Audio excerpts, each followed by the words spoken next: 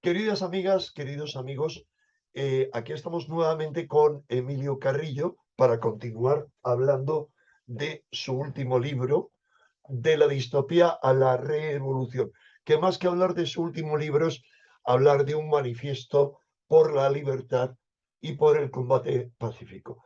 Buena tarde, Emilio. Hola Enrique, un abrazo. Gracias por estar aquí de nuevo. Me permito hacer un mínimo preámbulo. Primero, pediros disculpas a todos porque la anterior entrevista que hice con Miguel sobre su libro acerca de Nostradamus y la Guerra Mundial fue un disparate de interrupciones. Primero, porque yo nunca he sido entrevistador, es decir, no valgo como entrevistador. Y segundo, porque él me pidió apoyo porque era su primera entrevista. Así que deciros que él no podrá tener listo un PowerPoint para continuar con el resto hasta dentro de 2 semanas. Así que hasta dentro de 2 semanas no podremos emitir la siguiente parte.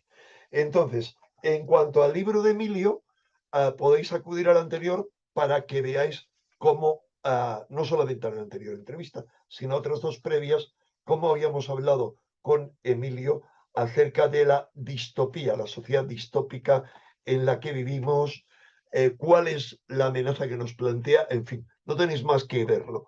Ahora, si te parece oportuno, Emilio, a mí me parece que lo que más piden eh, la gente que está más identificada y más entregada con lo que veníamos compartiendo es en qué podemos hacer. Es algo a lo que tú le dedicas el último capítulo de tu libro y si te parece, vamos con eso. Me parece magnífico, Enrique, porque además, como tú apuntas y como la gente te ha hecho llegar, es un tema fundamental, es decir, porque sin duda ninguna hay que saber lo que está ocurriendo. Hemos compartido muchas veces tú y yo que la conciencia supone una mirada interior, pero también supone una mirada exterior, supone una búsqueda de la verdad, supone un saber lo que está aconteciendo en nuestro mundo y en nuestra sociedad. Pero claro, a partir de ahí hay que plantear inmediatamente el qué hacemos. Creo que tanto tú como yo hemos insistido mucho en todos nuestros encuentros, en todos, tanto presenciales como online, que estamos en una distopía. Lo hemos analizado tú y yo en distintos encuentros también. Y a partir del qué hacer, yo diría que hay dos temas que son previos, por así decir, fundamentales en ese qué hacer, Enrique. Lo primero es no caer en ningún tipo de victimismo, para nada. Es decir, lo que está ocurriendo, pues no podemos ante ello decir, pues no podemos hacer nada, ya está, estamos como derrumbados, como abatidos. No, en absoluto, victimismo ninguno. Es verdad que hay un gobierno en la sombra, es verdad que tiene unos ejes de actuación que son muy potentes, es verdad que persiguen extraviar almas, pero bueno, aquí estamos nosotros y tenemos el poderío, tenemos la fuerza, tenemos la entidad interna suficiente como para afrontar sin ningún tipo de duda todo esto. Así que victimismo, ninguno. Y segundo, también un sentimiento de responsabilidad. Es decir, ese no victimismo nos debe llevar también a darnos cuenta que nosotros, como tenemos la fuerza, también tenemos la responsabilidad de que esa fuerza, de que ese poder, de que esa energía que tenemos se plasme en la realidad. Y esto no son palabras, Enrique. Es a donde quería ir con estas dos premisas iniciales. Esto es una práctica de vida, no son palabras, no son pensamientos, no son intenciones, no, esto es una práctica de vida. Y el tema es tan sencillo como darnos cuenta que ellos en su objetivo, como hemos compartido tú y yo, de extraviar nuestras almas, con ese objetivo precisamente, quieren que tengamos una visión de la vida, unos sistemas de creencias, unos paradigmas, unos hábitos, unos comportamientos y unas pautas de vida determinados, que son los que ellos están ahí influyendo para que sigamos ese camino y ese derrotero. Pues bien, cuando nos damos cuenta de esto, ¿qué nos corresponde a nosotros? Pues decir, yo no voy a ir por ese camino, yo no voy a ir detrás del flautista de Hamelin, yo voy a seguir mi propio camino que tiene que ver con lo que verdaderamente soy. Y eso es una práctica de vida que, por decirlo de una forma muy gráfica, desconecta de los paradigmas, los sistemas de creencias, las pautas, las conductas que ellos quieren que sigamos. Y por tanto es el momento de nuestra responsabilidad. No vale solamente el quejarse no vale de nada. Hemos compartido que es muy importante tomar conciencia y esa conciencia nos debe llevar a una actuación y a una práctica de vida, Enrique. Totalmente de acuerdo.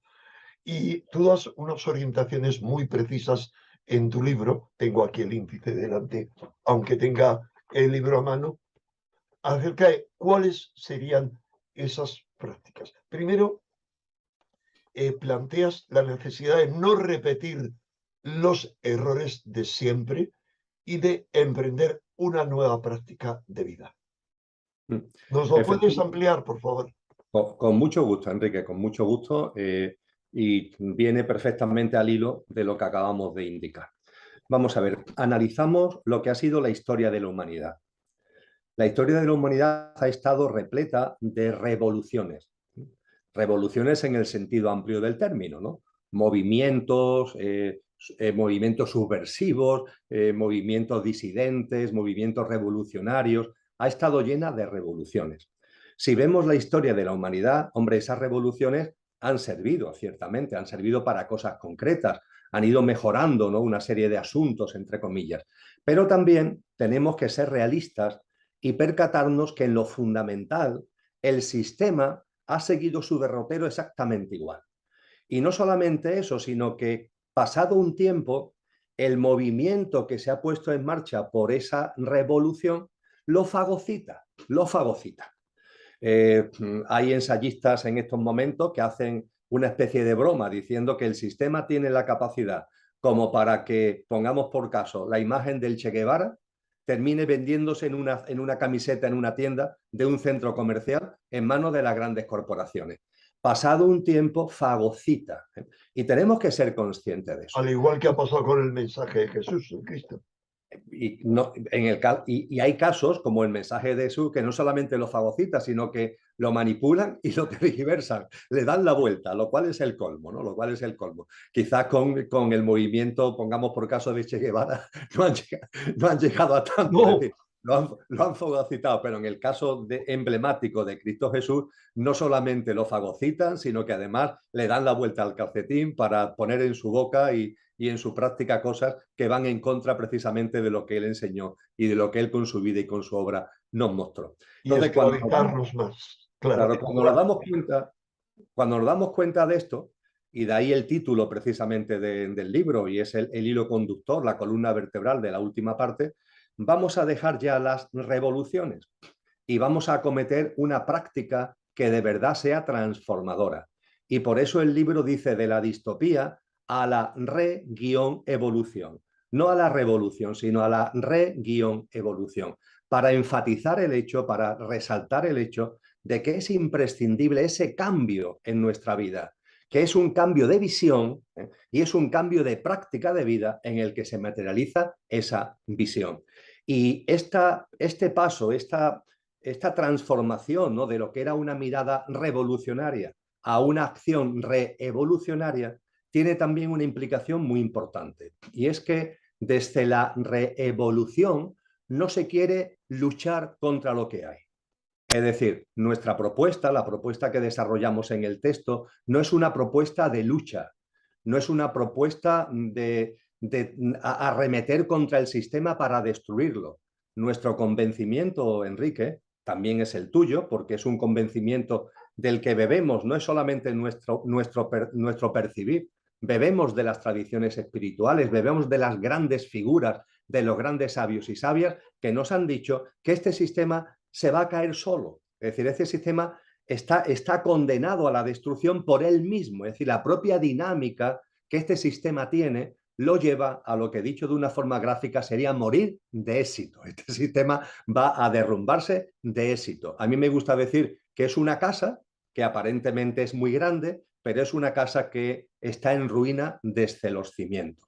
A partir de ahí, ¿qué es lo que nos corresponde a nosotros? Pues no nos corresponde pelearnos contra la casa, no nos corresponde arremeter contra esa casa que es una ruina desde los cimientos. No gastemos energías en esa lucha, pongamos nuestra energía en crear lo nuevo, en crear una nueva casa, empezando por nosotros mismos, la casa de nuestra vida cotidiana, y siguiendo por la casa de nuestras relaciones con los demás y nuestras relaciones con la naturaleza en nuestro día a día. Vamos a empezar por ahí y a partir de ahí vamos a ir articulando cada vez más redes de colaboración, de cooperación, una nueva forma de mirar y de vivir la vida, que es lo que va a ir generando, va a ser semilla de esa nueva humanidad, de esa nueva casa. Y por supuesto, si decimos que la casa en la que estamos, este sistema, se está cayendo y lo que corresponde es crear una nueva casa, y hemos compartido que por tanto no luchemos, no gastemos energías en la lucha, evidentemente también, Enrique, creo que es momento que nos demos cuenta que no gastemos energías en reformas, que a mí todavía de verdad me sorprende la ingenuidad Sí. de personas que se mueven en el ámbito de la conciencia y que plantean mejoras, reformas del sistema. Vamos a ver, cuando una casa se está cayendo y es una ruina de los cimientos, no vamos a reformar la cocina o el cuarto de baño, ni vamos a remodelar el techo ni los tabiques. Es que la casa se está cayendo. Y a partir de ahí, insisto, no gastemos energía ni en la reforma ni en la lucha y pongamos nuestra energía en crear una casa nueva, que significa una práctica de vida en nuestro día a día, que comienza por nosotros, sigue con nuestro entorno más inmediato y se va ampliando en la medida de lo posible y en el margen de maniobra que cada uno tenga. Ahora, por ejemplo, tú has prologado un libro sobre una constitución mundial, la idea, el concepto de un gobierno mundial. Te pongo ese ejemplo. ¿Tú crees que realmente propuestas de esas son válidas sin haber antes cambiado absolutamente los cimientos y las raíces, es decir, en el estado actual del ser humano, en el cual todos llevamos el sistema como una metaprogramación? Porque yo al menos veo que el sistema está dentro de nosotros más que fuera. Es decir, es una metaprogramación compartida por todos con la que hay un consenso. Te hago esa pregunta. ¿Crees que realmente es posible iniciar ahora reformas de ese tipo, por ejemplo? Mi respuesta es categórica, Enrique, y lo es porque lo tengo muy reflexionado, muy meditado, ¿no? Bajo ningún concepto. Es decir, si este tipo de iniciativas se plantean como reforma, como mejora, ¿no? Como manera Bueno, de como cambiar la como, Constitución. Sí. como cambiar constituciones, como reconducir no sé qué o no sé cuánto, todo eso, dicho de una forma jocosa, eso hace que la élite, que el gobierno en la sombra, se ría a carcajadas, simplemente. Se ríe a carcajadas de, vamos a llamarle así, el infantilismo de esas propuestas. Ellos están actuando con una enorme contundencia. Uno de sus ejes operativos fundamentales es el que tú acabas de apuntar, la manipulación del inconsciente colectivo, ese metaplan, esa forma de meterse en nosotros que pasa muy desapercibida, aunque genera un enorme impacto en cada uno y en la sociedad en su conjunto. Y a partir de ahí, las iniciativas como la que tú has comentado no se pueden plantear, entiendo, mejor dicho, a mi modesto entender, no se deben plantear como mejora, no se deben plantear como reconducción de lo que hay, no. Hay que plantearlas como una práctica que a los que nos hemos desconectado del sistema y ya de hecho el sistema no nos importa, aunque haremos todo lo posible para minorar el sufrimiento y el dolor que el sistema provoca, porque una cosa es que nos desconectemos y otra cosa es que seamos indiferentes. Nos desconectamos de lo que está ocurriendo, pero eso no significa nos desconectamos del sistema como tal. Nos desenchufamos, como en la película Matrix, nos desenchufamos en la medida de lo posible ese agarre que el sistema nos tiene. Ahora bien, eso no significa que no actuemos para que el sufrimiento y el dolor que ese sistema conlleva se minore lo más posible, con compasión y como nos han enseñado maestros como Cristo Jesús, actuando por la paz, actuando por la justicia, pero no desde la reforma, sino no desde la mejora del sistema, sino desde la desconexión con el mismo y una práctica de vida donde iniciativas, proyectos, propuestas como las que tú has comentado y otras muchas no van dirigidas a ni la lucha ni la reforma, van dirigidas a ir generando entre nosotros esa práctica. Porque claro, la práctica de vida, yo decía antes que es una práctica de vida que comienza con cada uno. Eso es lo primero, con cada uno.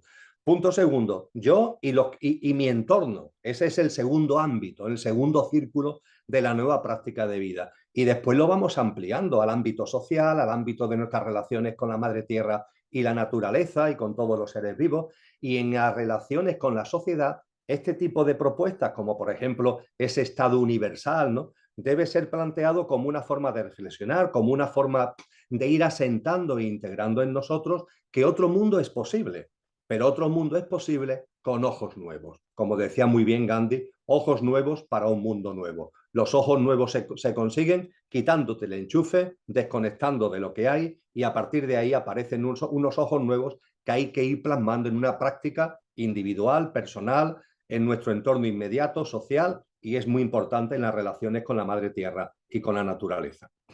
Lo has expuesto muy claro. Otra cosa es que yo te diría cuál es mi ingenua o no opinión. Yo creo que hasta que no haya una revolución interior, que tú has dicho muy bien cómo iniciarla, pero mucho me temo que si no hay algún tipo de, no lo sé, a lo mejor me equivoco, de shock, no va a haber un cambio, un salto, o no recibimos una ayuda, como yo estoy convencido, está descendiendo el plano supramental, y nosotros, a través de esas vías que tú indicas, debemos elevarnos al mismo tiempo para encontrarnos con él. ¿Tú crees que sin esa mutación psíquica vamos a poder realmente romper y empezar un mundo nuevo? Utilizas un término muy interesante que hago mío, que es la mutación psíquica. Tiene que ir unido a la mutación en la práctica de vida. Una cosa va con la otra. Y creo que la expresión que mejor, de todas las que yo conozco, que mejor define esa reevolución interior que tenemos que poner en marcha para que se plasme en el exterior esa nueva humanidad y ese nuevo mundo, la expresión más atinada y más gráfica que yo conozco viene también de la boca de Cristo Jesús, y es nacer de nuevo, nacer de nuevo. Hay que nacer de nuevo. Y para resaltar la profundidad de ese nacer de nuevo, dice, del agua y del espíritu. No de cualquier manera, es un gran renacimiento interno. Es decir, se trata de que en esta vida, ahora Enrique, tú y yo, muramos a una forma de vida en la que hemos estado vinculados, conectados a la matriz, a la manipulación del sistema, muramos a esa forma de vida, una forma de vida donde por inconsciencia propia, no lo olvidemos, y también por manipulación de ellos, hemos estado obsesionados por nuestro pequeño yo, por nuestra parte efímera como seres humanos, por nuestra personalidad, por nuestro pequeño yo físico, emocional y mental. Lo hemos ahí elevado y elevado como si eso fuera lo único y lo más importante, olvidando lo que es el componente imperecedero que todos tenemos. Y por nuestra inconsciencia y por las influencias de ello, desde el aferramiento a ese pequeño yo, el reconocer que hemos vivido con un gran egoísmo, con un gran egocentrismo, con un gran materialismo, con un gran economicismo, totalmente deshumanizados, alejados cada vez más del auténtico espíritu humano, desnaturalizados, alejados cada vez más de la naturaleza. Nos damos cuenta de esto, pero no para culpabilizarnos, sino para percatarnos de hasta dónde hemos podido llegar en esa inconsciencia y en esa manipulación. Y a partir de ahí, cuando tantos seres humanos, porque somos muchos, Enrique, nos estamos dando cuenta de esto, decimos, ya está, hasta aquí hemos llegado. Voy a morir a esta forma de vida y voy a resucitar en vida, es una expresión preciosa, no resucitar cuando fallezca mi cuerpo, no, sino ahora voy a resucitar en vida a una nueva forma de vida. Y una nueva forma de vida cuyos parámetros no son los del egoísmo, el egocentrismo, los paradigmas y pautas que el gobierno en la sombra impone, sino que esos parámetros nuevos de ese renacer, de esa vida nueva, de ese nacer de nuevo, van a ser los atributos y las cualidades de mi verdadero ser, de lo que verdaderamente soy. Platón a esas cualidades, a esos atributos de lo que verdaderamente soy, lo llamó los ideales y las aspiraciones. Y tiene que ver con lo más creativo, con lo más poderoso y a su vez con lo más hermoso que hay en nosotros. Estamos hablando de aspiración que tenemos que llevar a una práctica de vida, de paz, de justicia, de verdad, de belleza, de sabiduría, de creatividad, de fraternidad, de ir saliendo de tanto especismo y antropocentrismo, ir viviendo en simbiosis con la vida, con la naturaleza y con la madre tierra. Ahí, ese es el camino del nacer de nuevo. Creo que esta expresión lo pone claramente de manifiesto de lo que se trata y pone de manifiesto también la enjundia que esto tiene y que esto no es un tema de pensamientos, esto es un tema de práctica. Cuando salgo de mi casa cada día, ¿cuál es mi vibración? ¿Cómo voy afrontando mi día a día? Porque hay personas, por ejemplo, que se quejan de lo que la élite hace o deja de hacer y no se dan cuenta que después ellos en su día a día reproducen en su escala miméticamente esos mismos comportamientos. Hablamos de versiones oficiales, de pensamiento único, pero antes que nos damos cuenta, nosotros mismos nos ensalzamos en discusiones donde queremos que los otros piensen lo que nosotros pensamos, el convencer a los demás de lo que nosotros entendemos y vemos. Vamos a ver, estamos en la obligación, por poner este ejemplo, estamos en la obligación de compartir con los demás el cómo vemos las cosas, pero por favor, no insistamos, no intentamos convencer, porque entonces reproducimos sistemáticamente lo que la élite tiene establecido. Nuestra forma de vida, por ejemplo, con relación a lo que ocurre, ¿no? La confianza en la vida. La élite quiere que desconfiemos de la vida y que aparezca en nuestro pequeño yo ahí haciendo de las suyas, diciendo que las cosas tienen que ser lo que yo quiero, como yo quiero, cuando yo quiero, donde yo quiero. Nacemos de nuevo y decimos no, confiamos en la vida todo tiene su sentido profundo, todo es como corresponde, como nos enseña la naturaleza, porque hay estaciones, porque hay ciclos, y vamos viendo la vida y la vamos saboreando de una manera distinta, mucho más consciente y también mucho más creativa. Se trata de esto, efectivamente, Enrique, tú lo has dicho muy bien, hace falta una auténtica mutación, y esa mutación es psíquica, es de práctica de vida, y creo que la expresión nacer de nuevo, morir en vida a una forma de vida para resucitar a una forma de vida nueva y diferente, es la clave. Estoy completamente de acuerdo, querido y admirado Emilio, porque a fin de cuentas el camino del iniciado siempre es ese, morir de nuevo, y solo a la luz de eso entendemos que el objetivo de civilizaciones como la egipcia, por poner un ejemplo, y otras, no eran unas civilizaciones que giraran en torno a la muerte, sino al arte de la resurrección, ya más técnico, es decir, un morir y un saber cómo emprendía el alma su camino hacia el más allá, hacia las estrellas. Volviendo al tema de la entrevista, habrá algunos amigos y algunas amigas que dirán, bueno, pero es que Emilio y Enrique, vosotros estáis llegando, lanzando este mensaje a través del sistema, a través de Internet, a través de YouTube, que ya sabemos lo que implica, vivir rodeados de libros, en una casa, etcétera. Es decir, estáis en el sistema. Obviamente al decir estáis en, tú sabes a qué aludo, a qué estoy aludiendo eso con el maestro de maestros. La reflexión es muy interesante y es muy enriquecedora, Enrique. Cuando hablamos de desconectar, cuando compartimos en el texto esa desconexión, cuando compartimos acerca de esa práctica de vida del nacer de nuevo, que por cierto en el libro, como tú sabes, en la última parte se entran en un menú de prácticas muy concretos, Sí, sí. varias decenas de prácticas muy concretas que en temas tan distintos como la alimentación o el consumo, pongamos por caso, o la gestión de nuestras emociones y la calma de nuestra mente, por poner algunos ejemplos, son una batería de prácticas de vida muy amplia que plasma este nacer de nuevo al que hacemos referencia. Pues bien, cuando se plantea todo esto, el quid de la cuestión, y ahí hay un límite que creo que podemos explicar, que a lo mejor inicialmente es difícil de percibir, pero yo creo que tú y yo estamos en condiciones de explicarlo, que consiste en lo siguiente. Si nos desvinculamos del sistema en nuestra práctica de vida, no obstante, vamos a seguir en el sistema. ¿Por qué? Porque el sistema es global y el sistema todo lo acoge, entre comillas, todo lo absorbe. A partir de ahí, por poner una imagen gráfica, lo que estamos hablando no es salir del huracán. Estamos en un huracán metido, el sistema es un huracán Y es un huracán además de magnitud aceleradamente creciente, porque la distopía va a más, y va a más, y va a más.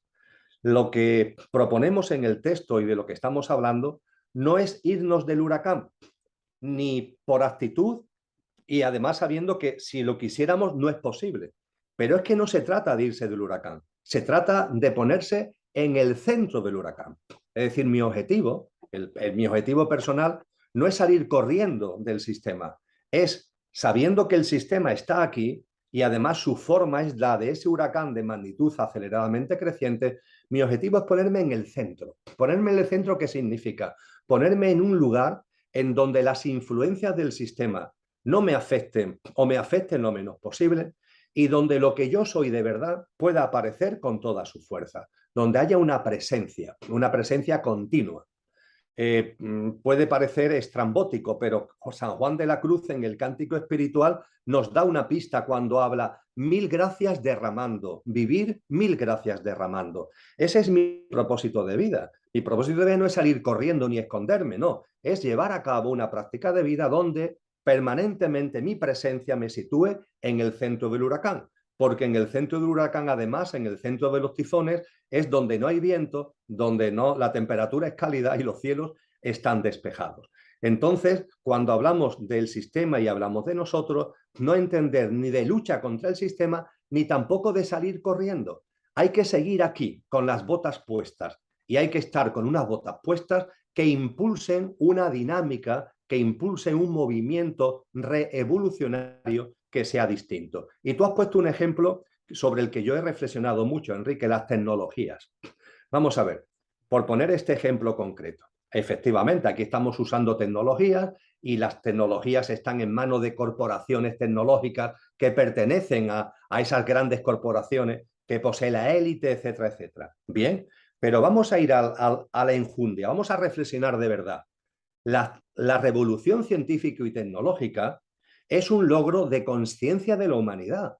Es decir, la revolución tecnológica y todo lo que conlleva es un éxito de la conciencia humana. Y a partir de ahí, ¿por qué vamos a renunciar a usar las tecnologías? Bajo ningún concepto. Las tecnologías vamos a usarlas porque es resultado de la evolución en conciencia de la humanidad. Eso sí, lo que vamos es a darnos cuenta en ese desconectar, nos damos cuenta de cómo ellos quieren que sean usadas las tecnologías, y eso no lo vamos a hacer. Y vamos a usar las tecnologías de una forma totalmente distinta. ¿Ellos cómo quieren que utilicemos las tecnologías? Pues con la pantalla tonta, el entretenimiento, la distracción, convertirnos en personas distraídas, desconcentradas, siempre ahí con la mente mariposa pendiente de lo que entra por la tablet, por el móvil o por el ordenador, perdiendo, como apuntaba, capacidad de concentración. Así nos quieren ellos, unas tecnologías que nos pierdan en conciencia. A partir de ahí, tú y yo decimos no. Y no vamos a renunciar a la tecnología, que es un éxito de la conciencia de la humanidad. La vamos a usar en pro de la conciencia y vamos a buscar los recovecos. Y todos los recovecos son maravillosos. Ningún recoveco vamos a renunciar a él. Vamos a gestionar y a crear todo lo nuevo que podamos. Yo estoy creando cosas nuevas. Tú y yo estamos creando proyectos nuevos. El proyecto de conciencia y sociedad distópica es un proyecto nuevo de investigación, de acción. Estamos creando cosas nuevas. Pero aparte de eso, lo que hay en el sistema ya creado, si vemos que hay por ahí grietas, que hay posibilidades, que hay ventanas para actuar en conciencia, ¿cómo vamos a dejarlo, hombre? Eso sería absurdo, sería que algo que estamos consiguiendo como evolución en conciencia de la humanidad, dejarlo en sus manos. Y bueno, ahí está, por ejemplo, YouTube. Pues utilizamos YouTube. Y si YouTube no censura, pues buscamos plataformas alternativas. Lo que no nos vamos a quedar es con los brazos cruzados, ni nos vamos a quedar en la inconsciencia. Creo que el ejemplo de las tecnologías plasma muy bien el modus operandi que nosotros debemos seguir. No se trata de renunciar a nada, se trata de, con una presencia, con una alta vibración, en ese nacer de nuevo, que creemos cosas nuevas y además usemos en pro de la conciencia las cosas que ya están ahí. Muy interesante.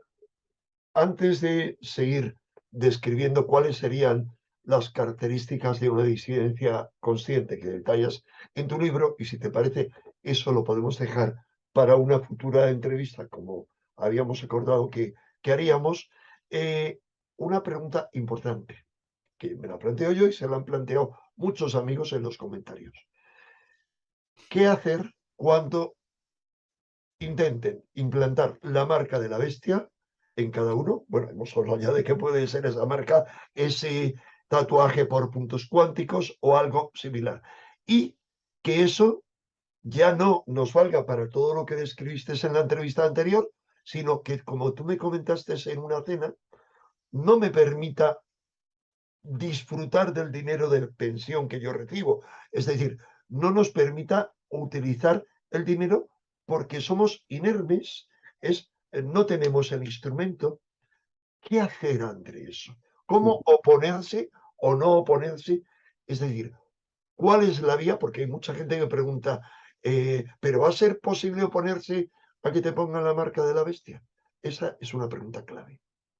Bien, en los últimos años, estos últimos muy recientes, vamos a ser precavidos con las palabras para evitar cualquier tipo de censura. Sí, la censura. No hablar de pinchazos, ni hablar, bueno, hablar de pinchazos y de bichos. Sí, sí. Efectivamente, con pinchazos y bichos creo que nos entendemos. Todo el mundo sabe de qué estamos hablando y el que no, pues, o sea, Sí, yo creo que todo el mundo sabe de lo que hablamos con pinchazos y bichos. En los últimos años hemos vivido unas experiencias que si nos lo hubieran contado varios años antes, no hubiéramos hecho esta misma pregunta. Bueno, cuando todo esto se ponga en marcha, cuando este enorme ensayo de ingeniería social que hemos vivido se ponga en marcha y cuando el pinchazo sea una imposición no directa, pero sí indirecta, y con mecanismos además de coacción, de limitación, de certificados por un lado y por otro, etcétera, etcétera. o de no poder Eso, trabajar como en eso, Canadá o como en otros países. eso cómo lo vamos a gestionar. Pues mira, muy simple, Enrique. Lo mismo que ha ocurrido con el pinchazo ocurrirá con la marca de la bestia. Es decir, siempre tendremos margen de maniobra. Esa es mi confianza. Es decir, si a mí en el 2017 me hablan de lo que va a pasar en el 2019, 2020, 2021, pues yo no hubiera dado la respuesta exacta. ¿Cómo vamos a, de alguna forma, salir del lío del pinchazo, etcétera, etcétera? Yo en el 2018-17 no hubiera podido responderlo de manera concreta. Si hubiera dicho, confiemos, porque va a haber margen de maniobra. No tengamos duda que siempre hay margen de maniobra. Tú ahora planteas un escenario que está descrito en las tradiciones espirituales. En este huracán de magnitud aceleradamente creciente llegará algo nuevo, que es la marca de la bestia, que además dice el Apocalipsis, y lo dice hace 2000 años, ni más ni menos, que será indispensable para comprar y para vender, y que se llevará en la mano o en la frente. Bien, ¿cómo actuaremos? ¿Qué haremos cuando eso esté ahí? Igual que en el 2017-18 no sabría decir con exactitud lo que tendríamos que hacer en el 2020 o en el 2021, pero si hubiera dicho confía porque tendremos margen de maniobra, a lo que tú ahora me planteas de la marca de la bestia, Enrique, contesto está exactamente igual. No te lo puedo responder con exactitud, cuando lo tengamos delante ya veremos, pero no tengo ningún tipo de duda que tendremos margen de maniobra. La conciencia siempre tiene margen de maniobra y eso sí, por supuesto, tendremos que dejar a un lado, como creo que además esto ya nos ha servido de experiencia de laboratorio, tendremos que dejar a un lado los miedos, tendremos que dejar a un lado incluso los descalificativos, incluso el que se pueda Sobre todo eso. el ninguneo, el desprecio, el considerarnos locos. Bueno, ya en la experiencia de laboratorio ya nos ha curtido, ya nos viene curtiendo en todo esto. Entonces yo no tengo ninguna duda, Enrique, que tendremos capacidad desde lo que somos, desde nuestro verdadero ser, tendremos capacidad para afrontar todo lo que va a venir. Y es más, que todo lo que va a venir lo transmutemos en clave de conciencia, como hemos hecho precisamente con lo que ha ocurrido y está ocurriendo, transmutarlo en clave de conciencia, poner de manifiesto que otra forma distinta de vivir es posible, que no hay por qué seguir borreguilmente lo que los otros dicen, que se puede seguir un camino distinto y sí, tiene su riesgo y se lleva uno coscorrones, pero al fin y al cabo esos coscorrones que sea bienvenido porque nos sirven para nutrirnos, nos sirven para crecer, nos sirven para ser más creativos, nos sirven en definitiva para ser más conscientes. Así que no de una forma como quimera, no de una forma ilusa, sino de una forma consciente, yo llamo a la confianza. Y ante eso que vendrá, porque este huracán de magnitud aceleradamente creciente, tú y yo sabemos que en los próximos años nos va a deparar muchas sorpresas, entre comillas, que no tengamos ningún miedo a cada una de esas plasmaciones sorpresivas, porque vamos a tener siempre margen de maniobra, siempre vamos a tener margen de maniobra y siempre vamos a tener la capacidad para transmutarlo en clave de conciencia. Insisto, esto no son palabras ilusas, son palabras conscientes y creo que lo vivido en estos últimos 20, 30 meses es un buen exponente de lo que estoy planteando. Pues así lo siento y creo que así es, querido Emilio. Recordar a nuestros amigos que comentarios no en el chat, sino abajo en comentarios, que las preguntas que tengan que hacerle a Emilio para una futura entrevista, preferiblemente en mayúsculas, solo eso. Y si te parece oportuno, pues para más adelante, Emilio, podemos hablar y continuar hablando de este libro tuyo, de la distopía a la reevolución. Aunque a quienes quieran saber más en detalle, yo les recomiendo la lectura del libro, que no tiene pérdida, yo lo tengo subrayado por doquier. Emilio, muchísimas gracias. Muchísimas gracias a ti, como siempre, Enrique. Es un placer compartir contigo. Un abrazo luminoso y lleno de esperanza. Querido y admirado maestro.